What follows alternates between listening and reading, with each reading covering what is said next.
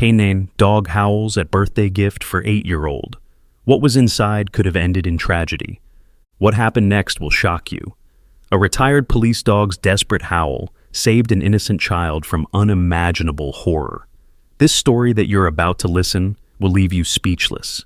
Please like, share, subscribe, and let us know in the comments where you are watching from.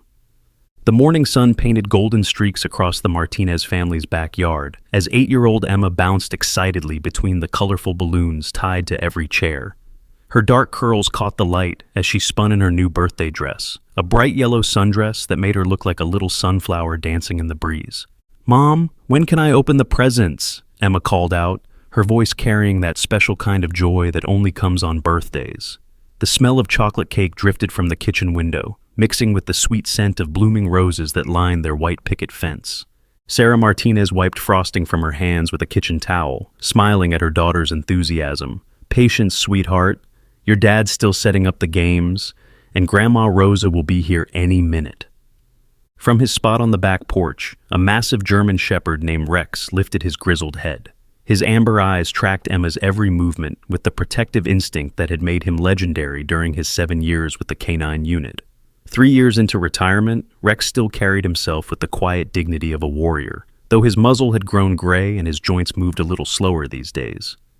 "Rex knows it's party time too," Emma giggled, skipping over to scratch behind his ears. The dog's tail thumped against the wooden deck, but his eyes never stopped scanning their surroundings. Old habits die hard, especially for a dog who had spent years protecting people from dangers they couldn't see coming. David Martinez emerged from the garage carrying a folding table, his police uniform replaced by casual jeans and a t-shirt that read, "World's Best Dad." Even off duty, he moved with the same careful awareness as his four-legged partner. 20 years on the force had taught him that trouble could arrive wearing a smile and carrying flowers. "The backyard looks perfect, babe," he said, setting the table down near the garden. "Emma's going to remember this birthday forever." Sarah nodded, but something flickered across her face, a shadow of worry that she quickly pushed away. "I just want everything to go smoothly. You know how I get before parties." "Hey," David walked over and wrapped his arms around his wife. "What could go wrong? It's just family and a few friends. Emma's safe, we're together, and Rex is on duty." As if summoned by his name, Rex rose to his feet and padded over to them. His presence was both comforting and commanding, a reminder that this family had one of the best protectors money couldn't buy. The dog had been David's partner for 5 years before a shoulder injury forced David into detective work and Rex into early retirement. The Martinez family had adopted him immediately, unable to imagine their lives without the dog who had saved David's life more times than either of them cared to count. "Uncle Rex," Emma laughed, wrapping her small arms around the dog's neck. Rex tolerated the affection with good humor, though his ears remained alert to every sound beyond their fence. The first guests began arriving around noon. Grandma Rosa hobbled through the back gate with a wrapped present almost as big as Emma, followed by Emma's best friend Lily and her parents. The backyard filled with chatter and laughter as more children arrived, their voices creating a symphony of birthday joy. "Present time," Emma announced after they'd played musical chairs and pinned the tail on the donkey. The children gathered in a circle on the grass, while the adults found seats and folding chairs arranged around the makeshift party area. Sarah brought out the stack of colorfully wrapped gifts, each one earning squeals of delight from Emma. She tore through the wrapping paper with the enthusiasm only an 8-year-old could muster, revealing art supplies, dolls, and a new bicycle helmet decorated with unicorns. "This is the best birthday ever," Emma declared, hugging each gift to her chest before carefully setting it aside. "Wait, there's one more," David said, pointing to a large box that sat by itself near the garden shed. It was wrapped in plain brown paper with Emma's name written in block letters across the top. No return address, no decorative bow, just a simple package that somehow looked out of place among the festive decorations. Emma's eyes widened. "I didn't see that one." "It was delivered this morning while you were getting ready," Sarah explained, though something in her voice suggested she wasn't entirely comfortable with the mysterious gift. "The delivery man said it was from your Aunt Carmen." David frowned slightly. Carmen was Sarah's sister, who lived 3 states away. They had exchanged Christmas cards and birthday calls, but Carmen had never sent a gift this elaborate before. Still, Family was family, and it was Emma's special day. Rex, who had been lying peacefully in the shade of the apple tree, suddenly lifted his head. His ears pricked forward, and a low rumble started deep in his chest. The sound was so quiet that only David noticed it at first, but it sent an immediate chill down the detective's spine. In all their years together, Rex had never made that sound without good reason. "Can I open it now, Daddy?" Emma was already moving toward the mysterious package, her small hands reaching for the brown paper wrapping. Rex's rumble grew louder, transforming into a warning growl that made every adult in the backyard turn to look at him. The dog rose to his feet, his body language shifting from relaxed to alert in the span of a heartbeat. His hackles raised, creating a ridge of fur along his spine, and his amber eyes fixed on the package with laser intensity. "Rex, what's wrong, boy?" David asked, his voice carrying the tone he'd used during their patrol days when something wasn't right. The German Shepherd took 3 steps toward the package, then stopped abruptly. His growl deepened, and he began to pace back and forth between Emma and the mysterious gift. It was a behavior David recognized from their work together, Rex positioning himself as a barrier between potential danger and innocent people. "Maybe he doesn't like the smell of the wrapping paper," Lily's mom suggested with a nervous laugh. But her smile faded when Rex's warning escalated to a sharp bark. Emma reached for the package again, and Rex did something that shocked everyone present. The normally gentle dog lunged forward and grabbed the back of Emma's dress in his teeth, pulling her away from the gift with enough force to make her stumble backward. "Rex!" Sarah gasped, rushing toward her daughter. "What has gotten into you?" The dog released Emma's dress immediately and positioned himself directly in front of the package, his whole body vibrating with tension. He began to howl, a deep, mournful sound that raised goosebumps on every arm in the backyard. It wasn't the howl of a pet or even a guard dog. It was the howl of a working animal, alerting his handler to imminent danger. David felt ice form in his stomach. He'd heard that howl before, in dark alleys and abandoned buildings where Rex had detected explosives or weapons that could have killed them both. The dog's nose could pick up scents that human technology missed, and his instincts had never been wrong. "Everyone step back," David commanded, his voice carrying the authority of 20 years in law enforcement. "Now." The party guests exchanged confused glances, but something in David's tone made them comply. Parents gathered their children and moved toward the far end of the backyard, their festive mood quickly replaced by growing concern. Rex continued his protective stance, hackles raised and eyes never leaving the mysterious package. He barked once more, a sharp command that seemed to say, "Danger! Stay away!" Emma began to cry, not understanding why her beloved Rex was acting so strangely on her special day. "Why won't he let me open my present? Did I do something wrong?" Sarah knelt beside her daughter, wrapping protective arms around the little girl, while keeping her own eyes on the package that had transformed their celebration into something that felt increasingly sinister. "You didn't do anything wrong, sweetheart. Rex is just being extra careful." David pulled out his cell phone, his fingers moving with practiced efficiency. Years of partnership with Rex had taught him to trust the dog's instincts absolutely, even when they didn't make sense to human logic. If Rex said danger, then danger existed, whether they could see it or not. "Martinez," he said into the phone when his partner at the precinct answered, "I need a bomb squad at my house. Now." The word sent a chill through every adult present. Bomb squad. The phrase transformed their peaceful suburban birthday party into something from a nightmare, but David's calm professionalism kept panic at bay. Grandma Rosa crossed herself and muttered a prayer in Spanish, while the other parents began quietly moving their children toward the house, their faces pale with sudden understanding. Rex maintained his vigil, never taking his eyes off the package that had triggered every alarm bell in his highly trained senses. His breathing was steady but alert, ready to act if the threat escalated.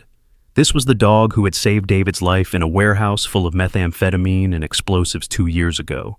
The dog who had detected a car bomb in the police station parking lot before anyone else knew it existed. The dog whose nose and instincts had prevented more tragedies than David could count. "How long until they get here?" Sarah asked, her voice barely above a whisper. David checked his watch. 10 minutes, maybe 15. 15 minutes that felt like hours as Rex continued his protective stance, the mysterious package sitting innocently in the afternoon sun, while a retired police dog's howl echoed through their suburban neighborhood, like a warning from another world. Emma wiped her tears with the back of her hand, looking up at her father with wide, trusting eyes. "Daddy, why is Rex so scared of my present?" David knelt beside his daughter, choosing his words carefully. "Rex isn't scared, sweetheart. He's doing his job. He's protecting us, just like he used to protect me when we worked together." But what's he protecting us from? The question hung in the air like smoke from a fire no one could see, while Rex's amber eyes remained fixed on the package that had turned a little girl's birthday dream into her family's worst nightmare. In the distance, the wail of sirens began to grow louder, racing toward a suburban backyard, where a retired police dog's howl had just saved everyone from something they didn't yet understand. Something that would have ended in tragedy if not for the unwavering loyalty of a German shepherd who remembered that some dangers smell different from birthday cake and balloons. Rex's howl gradually faded to a low whimper, but he never moved from his protective position. His message was clear. The danger was real, it was present, and he would guard his family with his life if necessary. The sirens grew louder, and David knew that in a few minutes they would learn exactly what had triggered Rex's alarm. Whatever was inside that innocent-looking package, it had been enough to activate every protective instinct in a dog trained to detect the deadliest threats imaginable. Emma's 8th birthday party was about to become a crime scene, and only Rex's vigilance stood between his family and a tragedy that could have destroyed them all. The bomb squad van pulled into the Martinez driveway with military precision, its black exterior gleaming under the afternoon sun. 3 technicians in heavy protective gear emerged, their movements deliberate and focused as they assessed the situation that had transformed a child's birthday celebration into a potential crime scene. Sergeant Mike Torres, the lead bomb technician, approached David with the kind of calm authority that comes from years of facing the unthinkable. His weathered face showed no emotion as he surveyed the backyard where Rex maintained his protective stance near the mysterious package. "Your dog detected something?" Torres asked, pulling on thick gloves that could withstand explosive force. David nodded, his hand resting protectively on Emma's shoulder. "Rex spent 7 years with K9. He's never wrong about threats. That howl, I've heard it before when we found explosives during raids." Torres studied Rex with professional interest. The German shepherd hadn't moved from his position, though his hackles had lowered slightly now that reinforcements had arrived. His amber eyes remained fixed on the package, every muscle in his body still coiled with tension. "Smart dog," Torres murmured. "We'll take it from here." The technician signaled to his team, and they began setting up a perimeter around the mysterious gift. Bright yellow tape marked danger zones, while specialized equipment was wheeled across the lawn that had been filled with children's laughter just minutes before. Sarah gathered Emma close, both of them watching from the safety of the back porch as their backyard transformed into something from a movie. The other party guests had been evacuated to the front yard, their confused murmurs drifting through the house as they tried to process what was happening. "Daddy, is someone trying to hurt us?" Emma whispered, her small voice barely audible above the technical chatter of the bomb squad. David knelt beside his daughter, choosing his words with the care of a father who had seen too much darkness in his professional life. "We don't know yet, Princess, but Rex is making sure we stay safe, and these nice people are going to help us figure out what's in that package." Rex's ears twitched at the sound of David's voice, but he never took his eyes off the potential threat. Years of retirement hadn't dulled his protective instincts, and the presence of the bomb squad only confirmed what his nose had already told him. Something deadly lurked beneath that innocent brown wrapping paper. Torres approached the package slowly, carrying a portable scanner that could detect chemical signatures without direct contact. The device hummed quietly as he swept it over the box, its digital display flickering with readouts that meant nothing to the watching family, but everything to a man trained in explosive ordnance disposal. "David," Torres called out, his voice carrying a new edge of concern. "You need to see this." David kissed Emma's forehead and whispered for her to stay with her mother before jogging across the yard to where Torres stood. The technician's face had gone pale beneath his protective gear, and his hands moved with extra caution as he continued his scan. "What is it?" David asked, though the ice forming in his stomach already suggested he didn't want to know the answer. Torres showed him the scanner's display, pointing to readings that glowed red against the green background. Chemical traces consistent with C4 explosive. Not a lot, but more than enough to level half your backyard and everyone in it. The words hit David like a physical blow. C4 was military-grade explosive, not something a casual prankster could acquire. This was serious, professional, and deadly. If Emma had opened that package as intended, the blast would have killed her instantly, and probably taken out several of the party guests in the process. "Rex saved our lives," David breathed, looking back at the German Shepherd who continued his vigilant watch. The dog's sacrifice of retirement comfort to maintain his protective duties had just prevented a massacre at his daughter's birthday party. Torres nodded grimly. "Your partner earned his kibble today. We need to clear a wider area and bring in the robot. This thing is sophisticated enough that I don't want human hands anywhere near it until we know how it's triggered." The next hour passed like a nightmare in slow motion. Neighbors were evacuated from surrounding houses, while the bomb squad's remote-controlled robot carefully examined the package from every angle. High-definition cameras transmitted images to monitors where Torres and his team analyzed every detail of what appeared to be a carefully constructed death trap.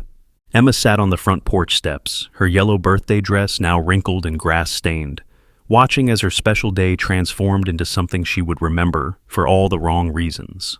Rex had finally left his post near the package, but only to position himself beside Emma where he could protect her and still monitor the threat. "The good news," Torres announced after consulting with his team, "is that it's not motion-activated. Someone would have had to deliberately trigger it, probably by lifting the lid of what appears to be a wooden box inside." "The bad news?" Sarah asked, though her pale face suggested she already dreaded the answer. "The bad news is that this was specifically designed to kill a child. The trigger mechanism is positioned exactly where small hands would naturally reach when opening a gift. This wasn't random. Someone wanted to hurt Emma specifically." The words hung in the air like poison gas, contaminating everything they touched. Someone had deliberately tried to murder an 8-year-old girl on her birthday, using her natural excitement and curiosity as weapons against her. David felt rage building in his chest. The cold fury of a father whose child had been targeted and a cop who had seen too much evil in the world. "Can you disarm it?" Torres nodded slowly. "We can, but it's going to take time. And more importantly, we need to find out who sent this thing. The packaging, the delivery method, the choice of explosive, this has professional written all over it." Detective Lisa Reeves arrived as the bomb squad was setting up their disarmament equipment. David's partner for the past 3 years, she carried herself with the quiet competence of someone who had earned respect in a male-dominated profession through skill and determination rather than politics. "Hell of a way to spend your day off," she said, joining David near the police tape that now surrounded his backyard. "Fill me in." David explained about the mysterious delivery, Rex's warning, and the bomb squad's findings. Lisa listened with the focused attention of a detective already building a case file in her mind, taking notes and asking the kind of questions that would matter when they caught whoever was responsible. "The delivery driver," she said. "Did anyone get a good look at him?" Sarah shook her head. "I was in the kitchen frosting the cake. I just heard the doorbell and found the package on the front porch when I answered. No one was there." "Security cameras?" "We have a doorbell camera," David replied. "I'll pull the footage." Lisa nodded. "Good. We'll also need to trace the package, check for fingerprints, and run down this Aunt Carmen angle. Someone used her name to get this bomb into your house." The sound of Rex barking sharply interrupted their conversation. The German Shepherd was looking toward the street, his body tense with the same alertness he'd shown earlier. A man in coveralls was walking past the house, moving slowly as if trying to get a better look at the police activity. "Hey!" David called out, but the man immediately picked up his pace and disappeared around the corner before anyone could get a good look at his face. Lisa was already on her radio, calling for patrol units to canvass the area for anyone matching the stranger's description. "Could be nothing," she said, "but in my experience, bombers like to stick around and watch the show." Torres's voice crackled through the bomb squad's communication system. "We're ready to attempt disarmament. Everyone needs to be at least 200 yards away in case something goes wrong." The evacuation expanded to include the Martinez family, who found themselves standing in a neighbor's driveway, watching strangers in protective gear work to save their home from destruction. Emma clung to Rex's fur, drawing comfort from the dog who had become her hero in the span of a single afternoon. "Will our house be okay?" she asked, her 8-year-old mind struggling to process the magnitude of what was happening. "The house will be fine, sweetheart," David assured her, though his own heart was pounding as Torres and his team worked with tools designed to save lives by dismantling death. The robot arm moved with mechanical precision, carefully peeling away layers of brown wrapping paper to reveal what lay beneath. A wooden toy chest, painted bright red with yellow flowers, emerged from the packaging like a wolf in sheep's clothing. It looked innocent, even cheerful, the kind of gift any child would be thrilled to receive.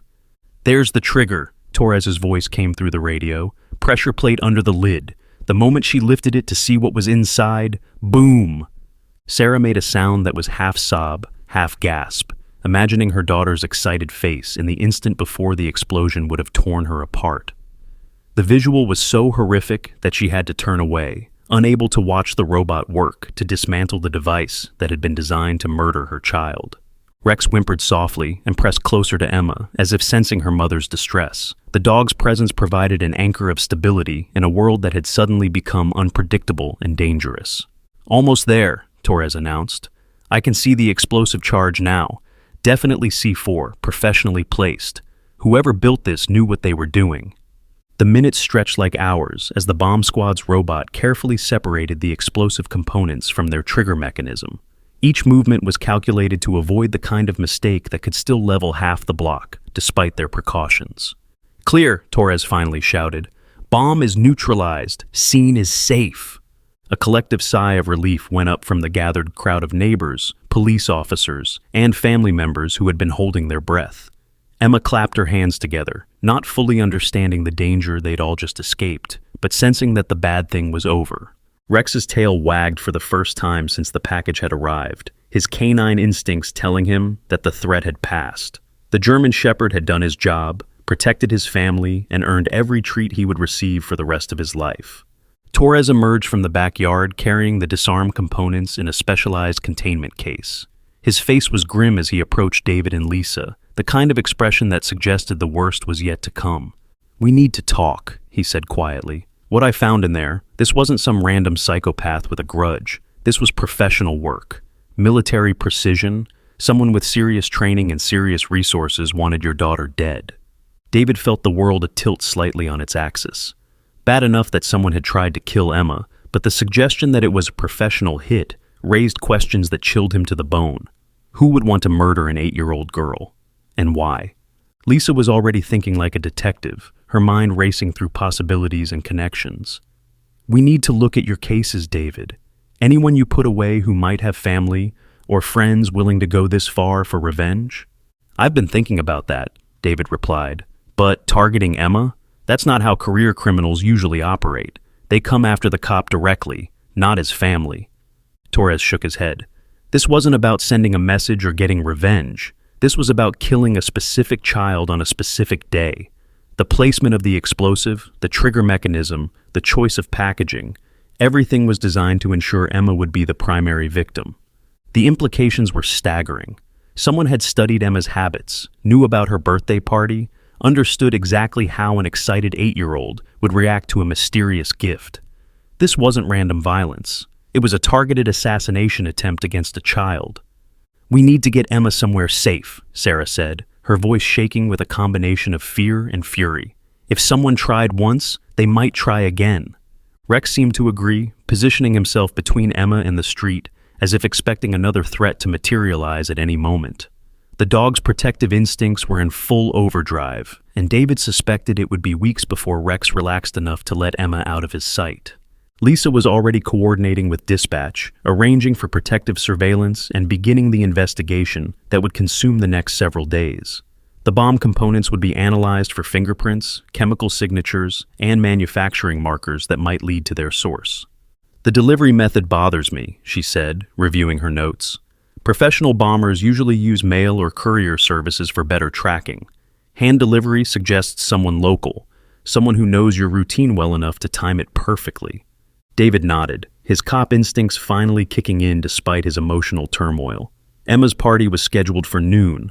The package arrived at 11:30, just early enough for her to want to open it immediately, but not early enough to seem suspicious. "Someone's been watching your family," Torres concluded, "learning your patterns, studying Emma's behavior. This took planning, surveillance, and access to military-grade explosives. We're not dealing with an amateur." As the bomb squad packed up their equipment and the last of the evidence was collected, the Martinez family stood in their driveway, looking at their home with new eyes. The white picket fence and blooming roses now seemed fragile rather than protective. their suburban paradise transformed into a crime scene where someone had tried to murder their daughter. Emma yawned and leaned against Rex's side, the emotional exhaustion of the day finally catching up with her 8-year-old energy reserves. The dog immediately lay down so she could use him as a pillow, his protective instincts extending even to nap time. "We'll catch whoever did this," Lisa promised, her voice carrying the determination of someone who took crimes against children personally. "Rex gave us the break we needed. Now we just have to follow the evidence." But even as she spoke the words, David couldn't shake the feeling that they were missing something important. The attack felt personal, targeted, and planned with intimate knowledge of his family's routines. Whoever had done this wasn't a stranger seeking random revenge. They were someone who knew Emma well enough to predict exactly how she would react to a mysterious birthday gift. The question that would haunt his dreams was simple but terrifying. Who wanted his daughter dead? And what would they try next? What do you think Rex sensed that the bomb squad missed? Drop your theories in the comments below. 3 days after the bomb threat turned Emma's birthday party into a crime scene, the Martinez family sat in the sterile conference room of the police station. Sarah's hands shook slightly as she clutched a cup of coffee that had gone cold hours ago, while David paced near the window with the restless energy of a caged animal. Emma colored quietly in the corner, Rex lying protectively beside her chair, his amber eyes never straying far from the little girl who had become his primary mission. Detective Lisa Reeves entered the room, carrying a thick manila folder and wearing the expression of someone who had uncovered something she wished she hadn't. Behind her walked a woman David didn't recognize, tall, severe-looking, with graying hair pulled back in a tight bun, and eyes that seemed to catalog every detail of the room in a single glance. "This is Agent Michelle Cross from the FBI," Lisa announced, her voice carrying undertones that suggested this case had just gotten much more complicated. "She's here because the fingerprints we found on the bomb components matched someone in the federal database." Agent Cross opened her own folder and spread several photographs across the conference table. The images showed a man with dark hair and hollow eyes, the kind of face that belonged in police lineups rather than family albums. Sarah gasped and dropped her coffee cup, the ceramic shattering against the floor as recognition flooded her features. "That's my brother," she whispered, her voice barely audible above the sudden ringing in her ears. "That's Marcus." David stopped pacing and stared at his wife, processing information that didn't make sense. Sarah had mentioned her brother exactly 3 times in their 10 years of marriage, always in passing, always with the kind of dismissive tone people use when discussing distant relatives they barely remember. "Your brother?" David's voice cracked slightly. "Sarah, you told me Marcus died in a car accident when you were teenagers." Sarah's face crumpled as secrets she had buried for over 2 decades came flooding back to the surface. Emma looked up from her coloring book, sensing the tension in the room, even if she didn't understand its source. Rex's ears perked forward, his protective instincts triggering in response to Sarah's obvious distress. "I lied," Sarah sobbed, covering her face with her hands. "God help me. I lied about everything. Marcus didn't die in a car accident. He disappeared after he came back from Afghanistan, and I never wanted to see him again." Agent Cross pulled out a chair and sat down across from Sarah, her movements deliberate and professional. "Mrs. Martinez, we need you to tell us everything about your brother, his mental state when he returned from deployment, any threats he may have made, any contact you've had with him in recent years." "I haven't seen Marcus in 15 years, Sarah protested, wiping tears from her cheeks. "Not since before Emma was born. He came to our wedding uninvited, caused a scene, and I told him to stay out of our lives forever." David sat down heavily in the chair beside his wife, his mind reeling as he tried to reconcile the woman he had married with the stranger who had apparently been keeping devastating secrets for their entire relationship. "What kind of scene, Sarah? What happened at our wedding?" Sarah's hands trembled as she reached for Emma, needing to touch her daughter to reassure herself that the little girl was safe. "Marcus showed up drunk during the reception. He kept talking about how the family was cursed, how everyone he loved ended up dead or broken. He said terrible things about our father, about what happened when we were kids." "What happened when you were kids?" Lisa asked gently, her detective instincts recognizing the importance of family history in understanding present threats. "Our father was military, career Army," Sarah began, her voice growing stronger as she forced herself to confront memories she had spent decades trying to forget. "He was also violent, controlling, and probably suffered from what we'd now call PTSD. He beat our mother regularly, and when Marcus got old enough to try to protect her, Dad started beating him too. Agent Cross made notes in a leather-bound notebook, her expression remaining neutral, despite the horrific family history being revealed. "And you?" "I was the good daughter," Sarah said bitterly. "I stayed quiet, got good grades, and pretended everything was normal. Marcus took the worst of it to protect me. He'd deliberately provoke Dad whenever our father's attention turned my way." David felt sick as he began to understand the depth of trauma his wife had been carrying alone for their entire marriage. "Why didn't you tell me any of this?" "Because I wanted to forget," Sarah replied simply. "When I met you, I saw a chance to build a new life with someone good and safe. I thought if I never talked about the past, it would stay buried forever." Rex whimpered softly and rested his massive head on Sarah's lap, offering the kind of unconditional comfort that only dogs seem capable of providing. Emma abandoned her coloring and climbed into her mother's arms, her 8-year-old instincts telling her that hugs were needed, even if she didn't understand why. Agent Cross continued reviewing her files. "Your brother enlisted at 18 and served 3 tours in Afghanistan as an explosive ordnance disposal specialist. His record shows exemplary service until his last deployment, when his unit was hit by an improvised explosive device. Marcus was the sole survivor." The pieces of a horrific puzzle were starting to come together. Marcus had survived an explosion that killed his fellow soldiers, came home with severe trauma and guilt, and now had the technical knowledge to build the sophisticated bomb that had nearly killed Emma. "The EOD training explains the professional quality of the device," Lisa observed. "He would know exactly how to build something that would kill a child without being detected until it was too late." "But why Emma?" David asked, his voice hoarse with emotion. "She's never even met him. What could an 8-year-old possibly have done to make him want to kill her?" Sarah's sob caught in her throat as a terrible possibility occurred to her. "The wedding. When Marcus showed up drunk, he kept talking about how I had betrayed the family by marrying a cop. He said police were just another form of military, another system that destroyed families and created monsters." Agent Cross leaned forward. "Did he make any specific threats?"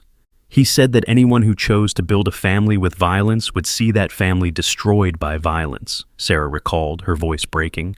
"I thought he was just drunk and rambling. I never imagined he meant it literally." "So, this isn't really about Emma," David realized, his detective mind working through the psychological profile.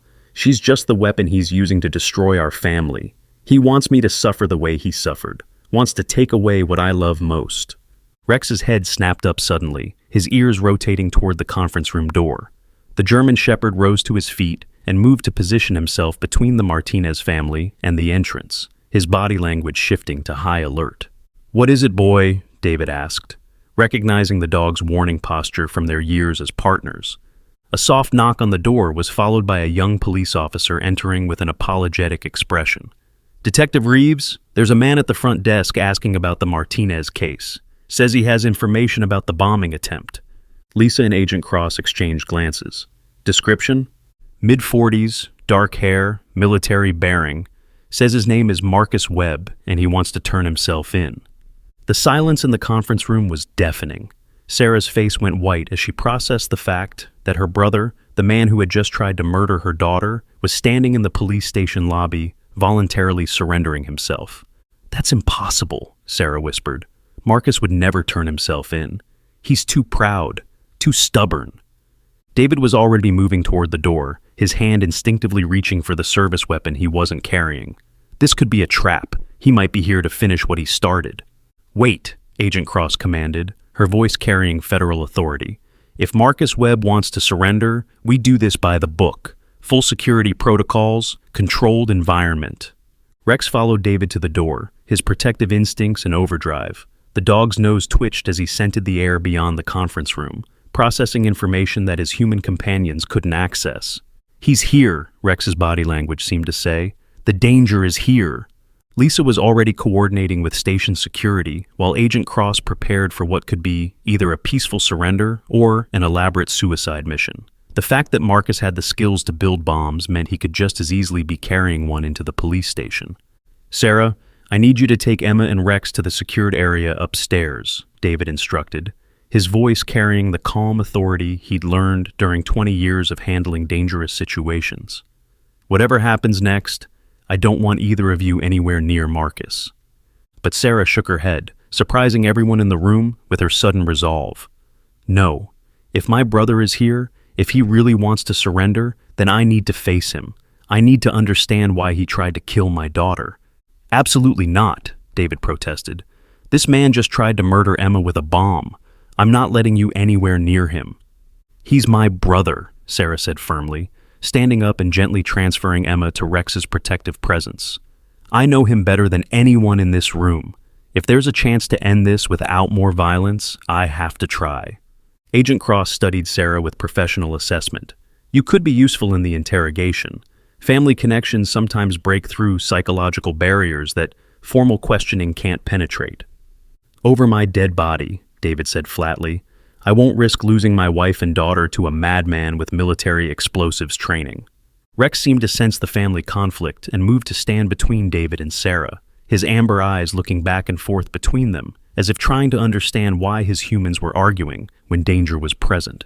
"The decision isn't yours to make," Sarah replied, her voice carrying strength that David had never heard before. "I've been running from my past for 20 years, and it nearly got Emma killed. I won't hide anymore." Another knock interrupted their discussion. This time, the officer's expression was more urgent. "Detective, the suspect is getting agitated. He's demanding to see his sister, says he'll only talk to Sarah Martinez." "See," Sarah said, though her brave facade couldn't hide the fear in her eyes. "He came here for me, not to cause more violence. Marcus always protected me when we were children. Maybe somewhere inside the damaged man he's become, that instinct is still there." Agent Cross was already making arrangements through her radio, coordinating with federal backup and establishing security protocols for a controlled meeting between Sarah and her brother.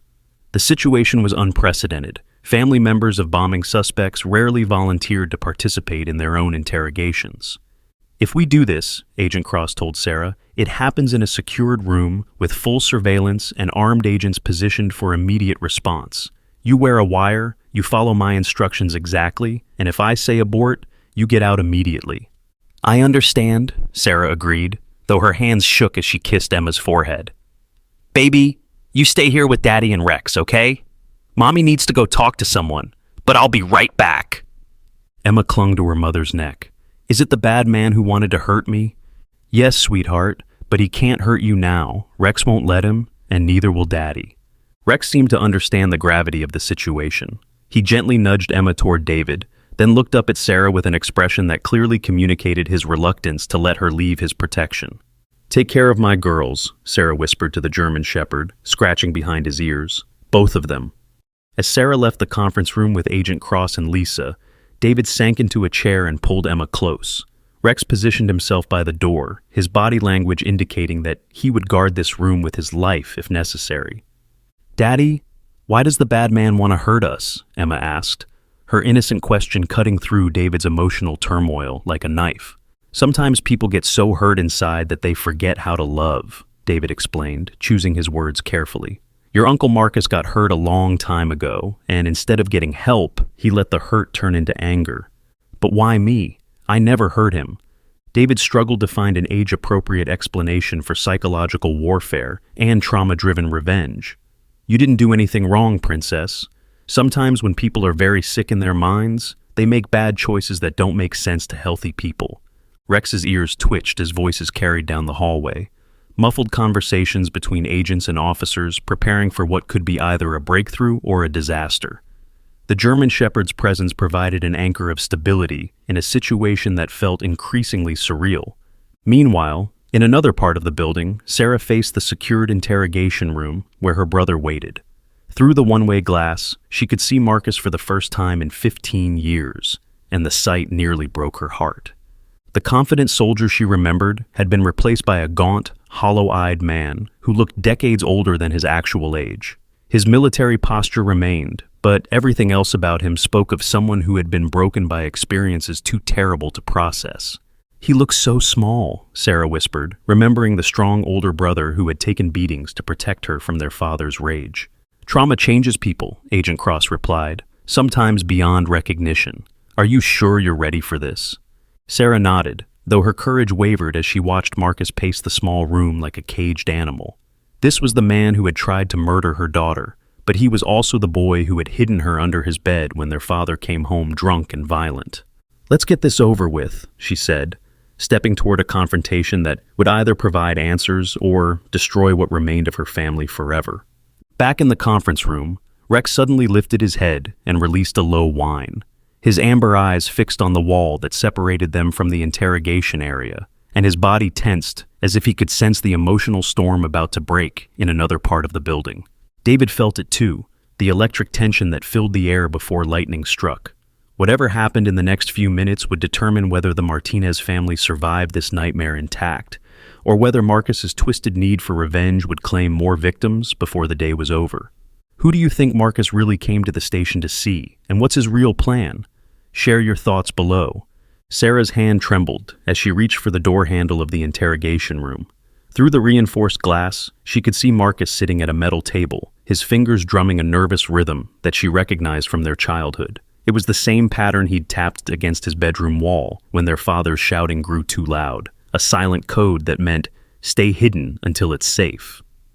Agent Cross positioned herself behind the one-way mirror with a team of federal agents, while Lisa monitored from the observation room next door.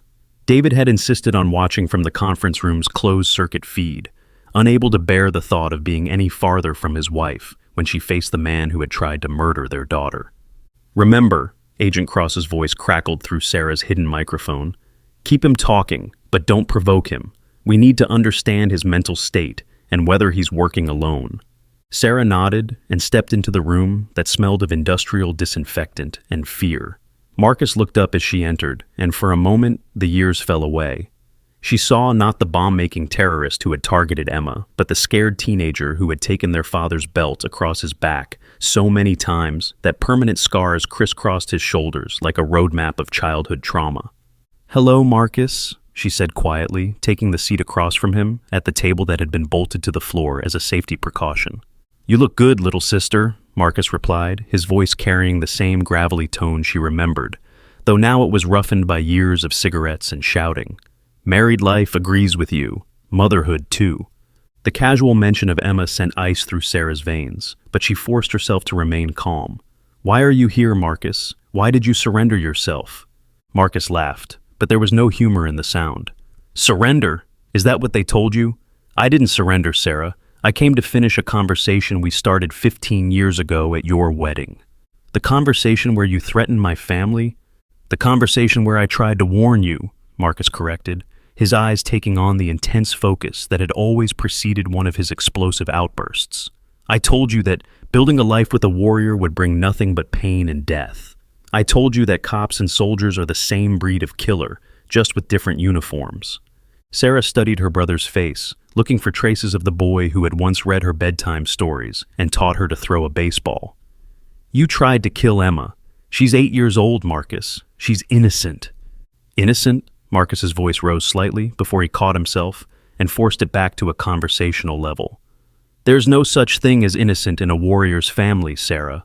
That little girl would have grown up watching her father clean his gun, hearing stories about the bad guys he caught, learning that violence is just another tool for solving problems." "David's not our father," Sarah said firmly. "He's never raised a hand to Emma or me. He's gentle, kind, protective." "Protective," Marcus interrupted, his laugh more bitter than before. "Just like our father thought he was protecting our country. Just like I thought I was protecting my unit in Afghanistan. Protection is just another word for controlled violence, Sarah. And controlled violence always becomes uncontrolled eventually." Agent Cross's voice whispered through Sarah's earpiece. "Ask him about the bomb. We need to know if there are others." Sarah took a deep breath and leaned forward slightly. "The device you sent to Emma's party, was that the only one?" Marcus tilted his head, studying her with the calculating gaze of someone who had spent years reading faces for signs of deception and danger.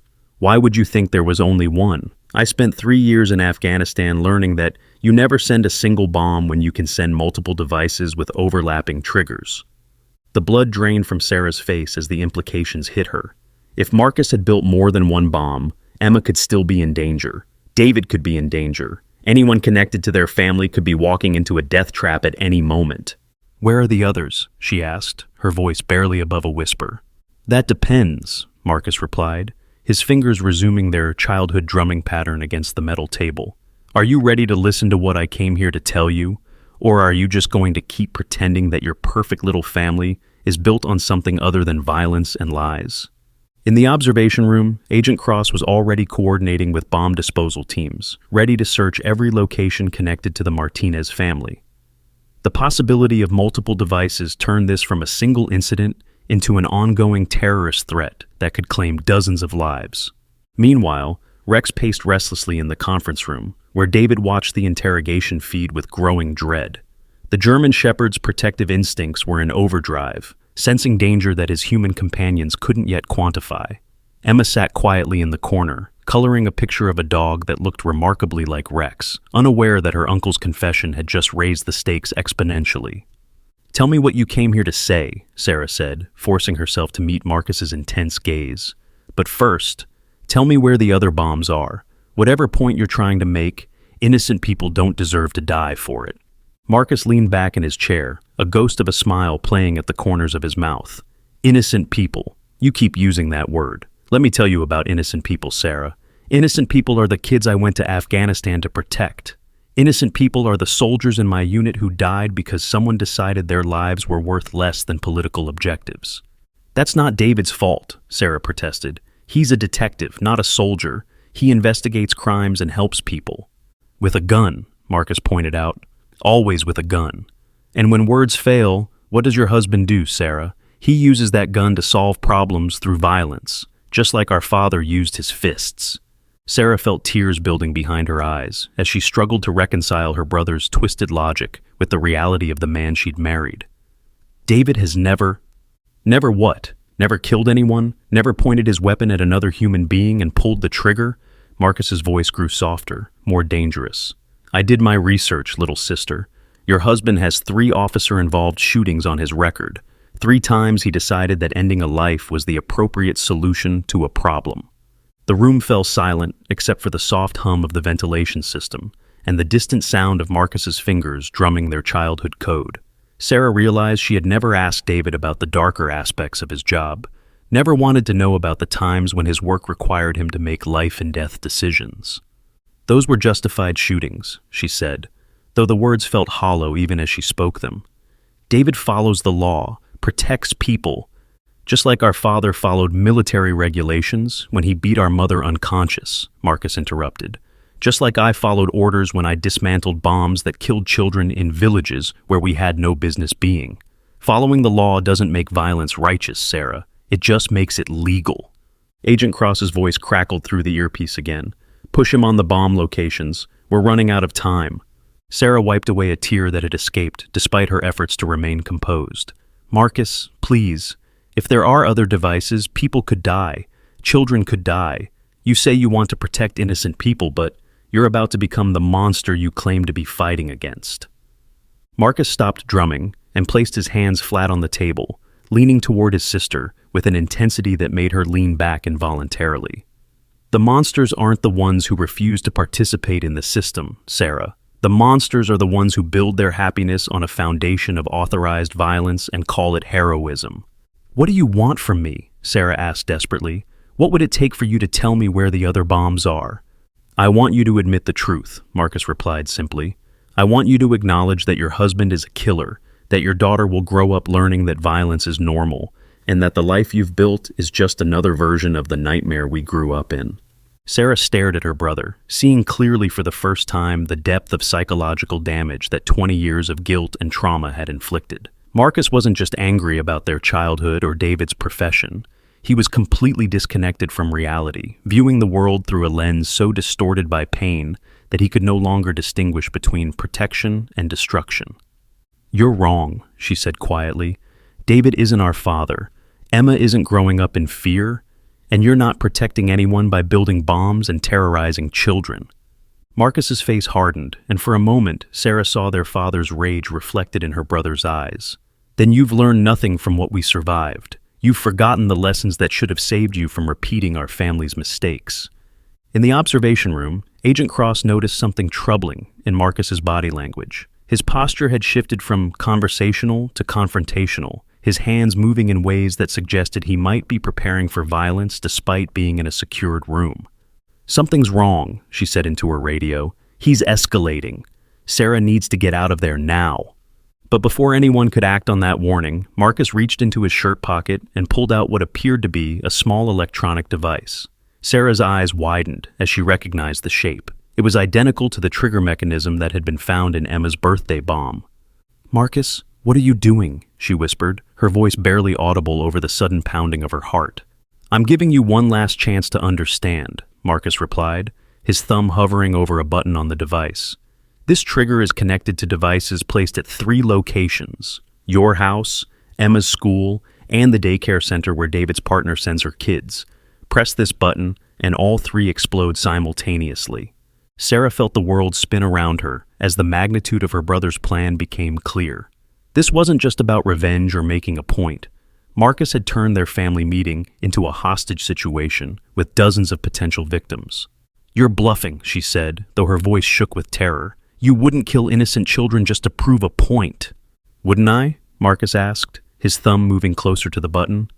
"How is what I'm doing any different from what David does every day? He carries a gun and threatens to use violence to solve problems. I carry a bomb and threaten to use violence to solve problems. The only difference is that society has authorized his violence and criminalized mine." Agent Cross was already coordinating emergency responses to all 3 locations Marcus had mentioned. But evacuating buildings and finding concealed explosives would take time they didn't have. Everything now depended on Sarah's ability to talk her brother away from committing mass murder. "The difference," Sarah said, her voice growing stronger despite her fear, "is that David's violence is a last resort used to protect people. Your violence targets the innocent to satisfy your own pain." "Last resort?" Marcus laughed. "Tell that to the 3 men your husband killed. Tell that to their families, their children. Ask them if David's violence felt like protection or murder." Sarah realized that her brother's twisted worldview had reached a point where rational argument was impossible. Marcus had spent so many years justifying his own trauma and guilt that he could no longer see the difference between protection and destruction, between justice and revenge. "What do you want, Marcus?" she asked again. "What would make you put that trigger down and walk away?" Marcus smiled, and for the first time since entering the room, he looked genuinely happy. "I want you to choose, little sister. Press this button yourself and prove that you understand violence is the only real solution to life's problems. Or refuse, and watch me press it anyway, proving that your moral superiority is just another form of cowardice." Sarah stared at the device in her brother's hand, understanding that the next few seconds would determine whether dozens of innocent people lived or died. She thought of Emma coloring pictures in the conference room, of David watching helplessly through a camera feed, of Rex's unwavering loyalty and protection.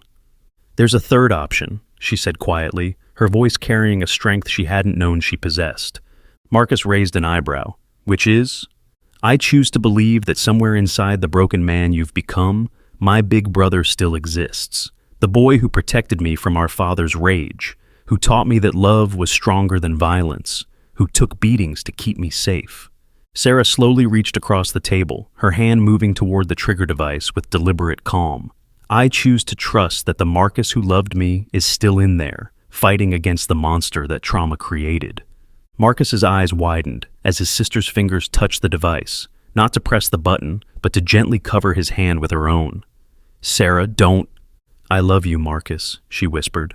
"I've always loved you, even when I was running from the pain we shared. But I won't let you destroy innocent lives because ours was destroyed.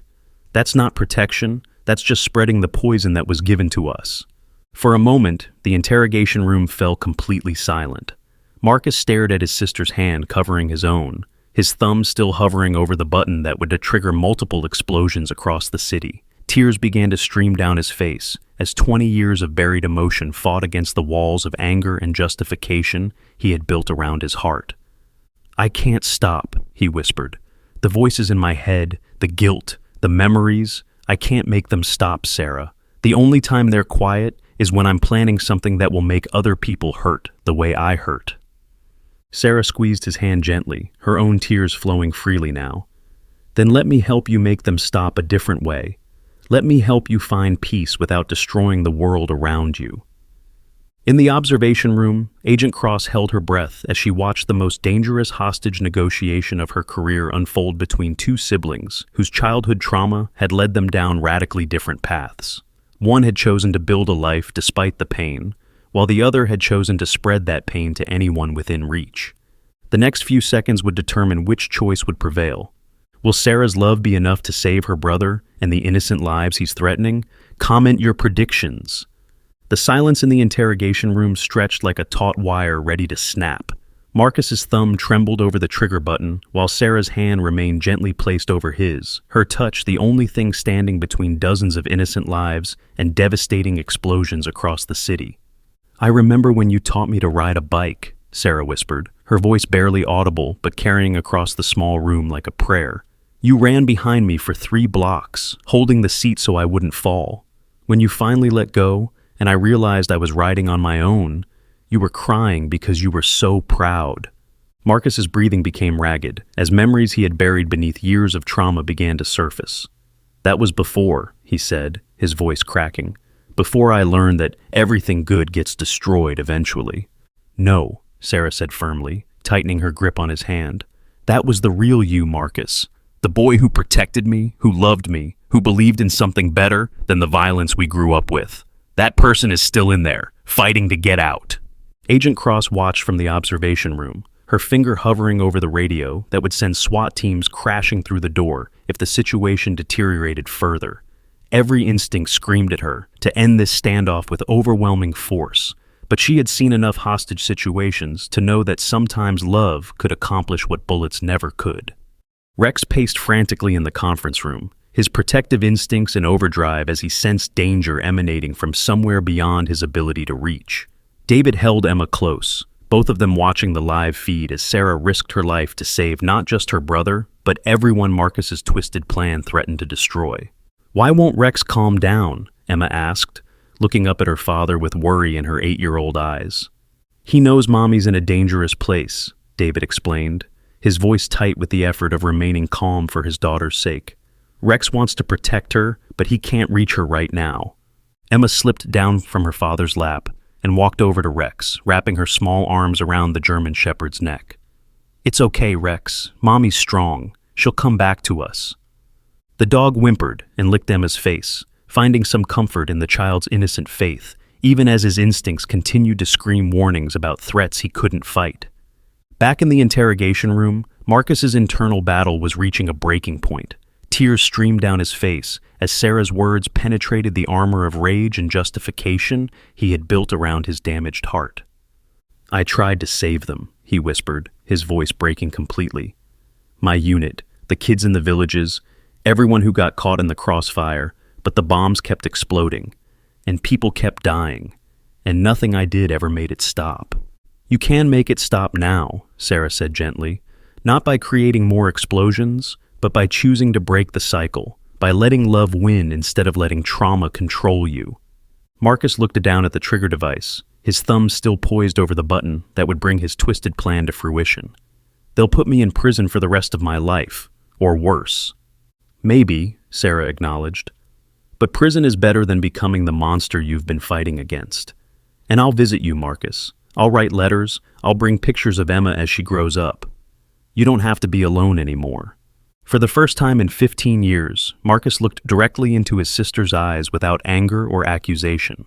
What he saw there was unconditional love, the same acceptance she had offered him when they were children hiding from their father's drunken rages. "I don't know how to stop being angry," he admitted. "The rage is all I have left. Without it, I'm just a broken soldier who failed everyone who counted on him." "Then let me help you find something else," Sarah said. "Let me help you remember who you were before the war, before the trauma, before the guilt convinced you that violence was the only answer." Agent Cross's radio crackled as teams at the 3 threatened locations reported their status. Martinez residence clear, no devices found. Elementary school evacuation complete, bomb squad searching, daycare center evacuated, searching in progress. The reports created a small window of hope, but everyone knew that Marcus could have been lying about the locations, or that the devices might be hidden well enough to evade initial searches. The trigger in his hand remained the most immediate threat to everyone's survival. Marcus's hand began to shake more violently as the weight of what he had become crashed down on him like a collapsing building. "I almost killed Emma," he said, the words coming out like a confession that had been poisoning him from the inside. "A little girl who never hurt anyone, who doesn't even know I exist. I was going to murder her to make a point about violence." "But you didn't," Sarah reminded him. "Rex stopped you, and now you have a chance to choose differently. You can be the uncle who protects Emma instead of the one who threatens her." The mention of Rex triggered something in Marcus's memory. "The dog," he said suddenly, his eyes widening with recognition. "That German shepherd. I know him." Sarah frowned, confused by the abrupt change in subject. "What do you mean you know Rex?" Marcus's thumb moved away from the trigger button as his attention focused on a memory that had been buried beneath years of trauma.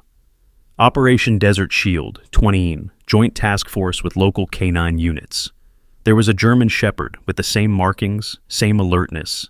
He saved my life when I missed a pressure plate IED.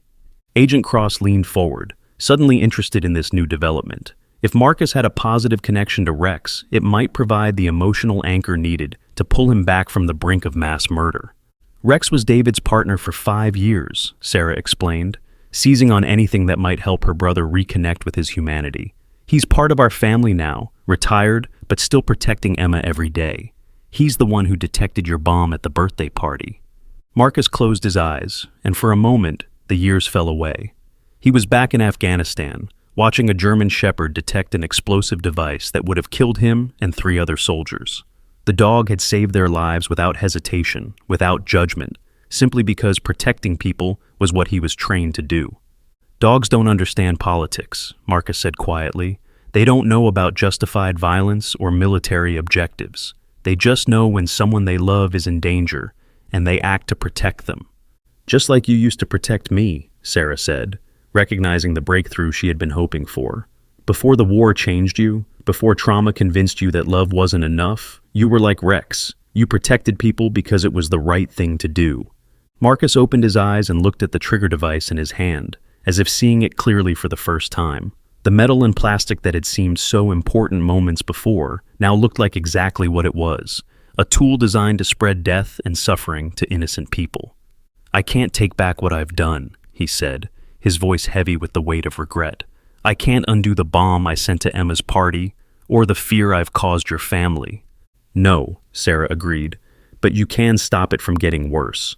You can choose to be the brother I remember instead of the monster trauma created." Marcus looked at his sister's hand still covering his own, feeling human connection for the first time in years. Slowly, carefully, he moved his thumb away from the trigger button and set the device on the table between them. "I surrender," he said simply. "Not to the police or the FBI, but to you, Sarah. I surrender to the possibility that love might be stronger than the pain that's been driving me." Agent Cross immediately signaled for the tactical team to move in, but she kept her voice calm as she spoke into her radio. "Suspect has disarmed himself. Move in slowly, no sudden movements. We don't want to spook him into changing his mind." Sarah squeezed her brother's hand one more time before standing up and backing away from the table. "I meant what I said about visiting you, Marcus, about staying connected. You're still my brother, and I'm not giving up on you." Marcus nodded, tears continuing to flow down his face as federal agents entered the room with weapons drawn but not aimed. "Tell Emma I'm sorry," he said, as Agent Cross approached to place him in restraints. "Tell her that her Uncle Marcus was sick, but he's going to try to get better." The arrest proceeded without incident, Marcus offering no resistance as he was handcuffed and read his rights. The trigger device was carefully secured by bomb disposal experts, while teams at the threatened locations continued their searches with renewed urgency. In the conference room, David watched his wife emerge from the interrogation area with a mixture of relief and pride that left him speechless. Sarah had just risked her life to prevent a terrorist attack, using nothing but love and childhood memories as weapons against a man who had been prepared to commit mass murder. Emma ran to her mother the moment Sarah entered the room, wrapping her small arms around Sarah's waist with the fierce embrace of a child who had sensed danger without understanding its nature. Rex joined the reunion, pressing his massive body against both of them as if to reassure himself that his family was safe. "It's over," Sarah said, her voice shaking with exhaustion and relief. Marcus surrendered. He gave up the trigger. David pulled his wife and daughter into his arms, creating a protective circle that included Rex's warm presence beside them. "You were incredible in there," he whispered into Sarah's hair. "I don't know how you found the strength to face him." "I remembered who he used to be," Sarah replied. "Before the war, before the trauma, Marcus was just a scared kid trying to protect his little sister. That person was still in there, buried under years of pain, but still there." Agent Cross appeared in the doorway, her expression cautiously optimistic. "We found the devices at all 3 locations," she reported. "They were exactly where Marcus said they would be. Your house, the school, and the daycare. All have been safely disarmed." The relief in the room was palpable, but David's cop instincts were still alert to potential dangers. "Is there any possibility of other devices? Additional threats?" "We're conducting a full investigation, but Marcus has been cooperative since his arrest," Agent Cross replied. "He's providing detailed information about his activities over the past several months. It appears he was working alone, motivated by personal trauma rather than any larger terrorist organization." Rex finally began to relax, his protective stance softening as he sensed that the immediate danger had passed. The German Shepherd had been on high alert for days, his training and instincts keeping him vigilant even in retirement. Now, with his family safe and the threat neutralized, he could finally rest. Emma looked up at her parents with the resilience that only children possess. "Can we have my birthday party again? With cake and presents and no scary packages?" Sarah laughed through her tears, amazed by her daughter's ability to bounce back from trauma that would leave adults shaken for months. "Yes, sweetheart, we'll have the best birthday party ever, and Rex will help us make sure everything is safe." The German Shepherd's tail wagged at the mention of his name, and he nuzzled Emma's hand as if promising to guard her celebration with his life. His protective instincts had saved the Martinez family from unimaginable tragedy, proving that sometimes the best early warning system is a loyal dog who never stops watching over the people he loves. 3 weeks later, Emma's do-over birthday party filled the Martinez backyard with laughter and joy that had been absent since the bombing attempt. The same decorations hung from the same trees, but everything felt different now, safer, more precious, more grateful. Rex lay in his favorite spot under the apple tree, watching Emma and her friends play games with the satisfied expression of a guardian who had successfully completed his mission. His gray muzzle and slower movements were reminders that he was an old soldier now, but his amber eyes remained sharp and alert. David and Sarah stood together near the picnic table, their arms around each other as they watched their daughter blow out candles on a cake that would be remembered for all the right reasons this time. The ordeal with Marcus had changed them all, but it had also reminded them of what truly mattered. "Any word from the prison?" David asked quietly, referring to the federal facility where Marcus was receiving psychiatric treatment while awaiting trial. Sarah nodded. "He's making progress. The doctors say the combination of therapy and medication is helping him process the trauma that drove him to such desperate measures. He wants to write a letter to Emma, but only if we think she's ready to hear from him." David considered the question carefully. Emma had shown remarkable resilience in the weeks following the attack, but the idea of contact with the man who had tried to kill her raised protective instincts that might never fully settle. "Maybe when she's older," he said finally, "when she can understand that people can be both dangerous and redeemable at the same time." Rex suddenly lifted his head and looked toward the street, his ears pricking forward with the alert attention that had become a familiar sight. But this time, instead of tension, his body language showed curious interest rather than alarm.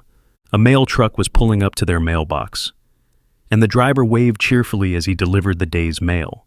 Rex watched the familiar routine with the satisfaction of a protector who had learned to distinguish between normal daily activities and genuine threats. "Even the mailman gets the Rex inspection now," Sarah observed with a smile. "Can you blame him?" David replied.